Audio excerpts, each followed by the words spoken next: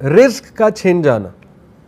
अल्लाह के नबी सल्लल्लाहु अलैहि वसल्लम ने फरमाया, इब्ने माजा की हदीस है, सही हदीस है, एक शख्स को रिस्क मिलना होता है हलाल से, लेकिन वो जल्दबाजी करके गुनाह करके वही रिस्क हराम से ले लेता है, तो फिर उसको एक्स्ट्रा कुछ नहीं मिलता, जो उसने ले लिया वो मिल जाता है, ना अल्लाह की हेल्प उसके साथ होती है।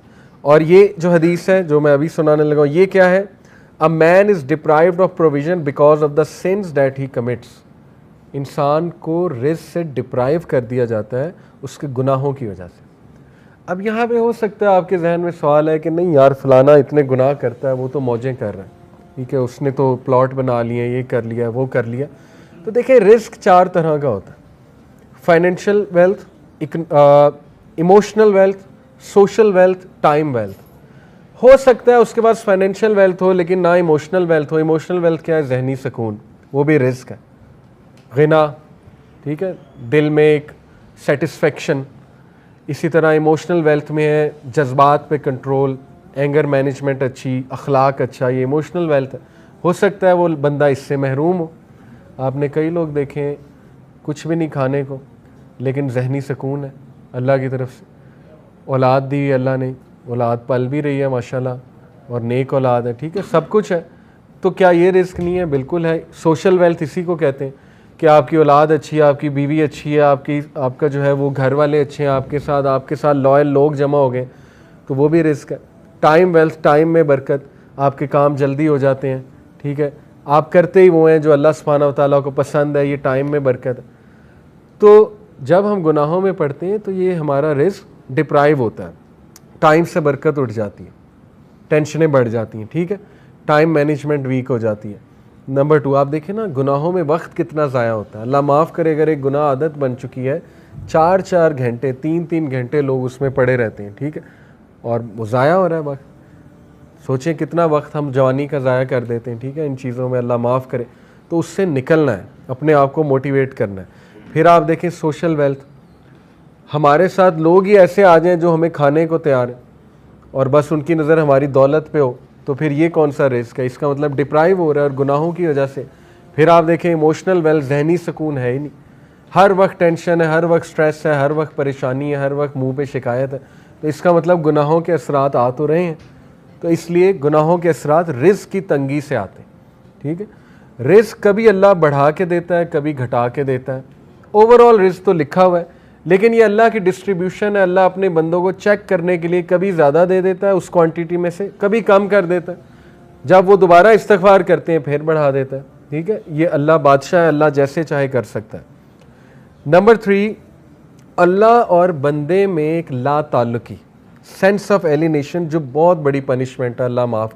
बल्कि सबसे सीरियस बात है ये, जब आप अल्लाह से दूर हो जाएं और एक डिस्टेंस फील करें और एलोन फील करें।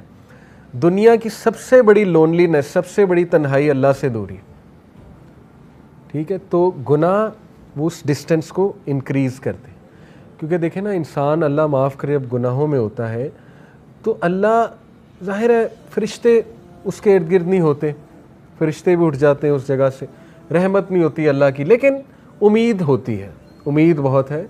अल्लाह गुनाहगारों को ही माफ़ करते हैं, ऑब्वियस सी बात है। अल्लाह ज़रूर होते हैं बंदे की तरफ मोहब्बत से देख भी रहे होते हैं, चाहते हैं बंदा निकल आए और बंदा जो है मुझसे दुआ करे, मुझे पुकारे, लेकिन गुनाहों की वजह से आहिस्ता आहिस्ता ये रिलेशन वीक होता जाता है। वीकनेस यहाँ तक आ जाती है कि एक बंदा ना मायूस हो जाता है, कहता है यार क्या अल्लाह से मदद मांगूँ, मैं तो बहुत ही एक्स्ट्रा कर चुका हूँ काम, इसराफ़ कर चुका हूँ गुनाहों के, अब क्या मैंने अल्लाह से बात करनी, ठीक है। तो फिर बंदा गिव अप कर देता है, गिव अप करके वो मज़ीद गुनाहों की तरफ चला जाता है।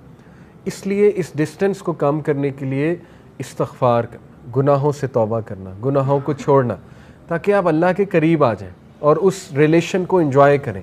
खालिक के साथ जो रिलेशन है ना, वो सबसे खूबसूरत, सबसे हेल्दी रिलेशन है, सबसे ब्यूटीफुल रिलेशन है, और इंसान खुश हो जाता है खालिक के साथ रिलेशन स्ट्रॉन्ग करके, ठीक है। ये चौथी चीज़, things become difficult for him so that he does not turn his attention towards any matter but he finds the way blocked और ही फाइंड्स इट डिफ़िकल्ट। काम मुश्किल होना शुरू हो जाते हैं गुनाहों की वजह से। मैंने जैसे कहा रिस्क में तंगी आ जाती, इस तरह कामों में भी मुश्किलात आना शुरू हो जाती हैं।